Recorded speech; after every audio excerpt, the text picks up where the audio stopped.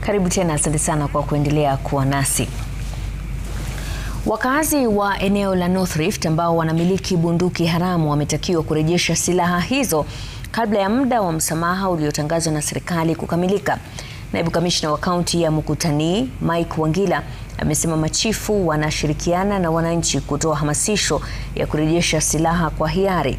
Baadhi ya viongozi wakihimiza jamii za wafugaji kuachana na wizi wa mifugo na kukumbatia elimu, kwani ukosefu wa usalama umekuwa kizingiti kikubwa kwa maendeleo ya eneo hilo. Baada ya miezi kadhaa ya taharuki, hali ya utulivu imeanza kurejea katika baadhi ya maeneo ya North Rift kufuatia operesheni za usalama. Najua kwamba sisi wote ni wafugaji hapa na lazima mtu awe na mwiko kwa nyumba yake. Sasa saisi umepewa amnesty. Tunatangaza peupe mchana hapa kwamba kama una bunduki kwa nyumba, tafadhali uende kaitoe kabla uchomwe nayo. Kwa sababu saisi unaombwa, lakini kuna wakati utaombwa. Kwamba yeyote ambaye anaye bunduki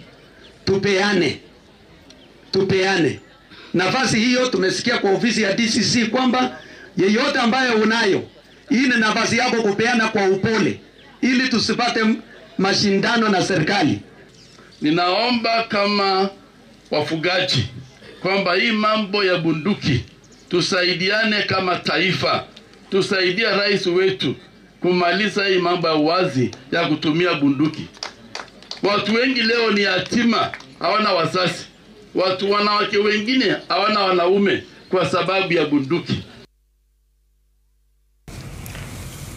Kwingineko, Rais Yoweri Museveni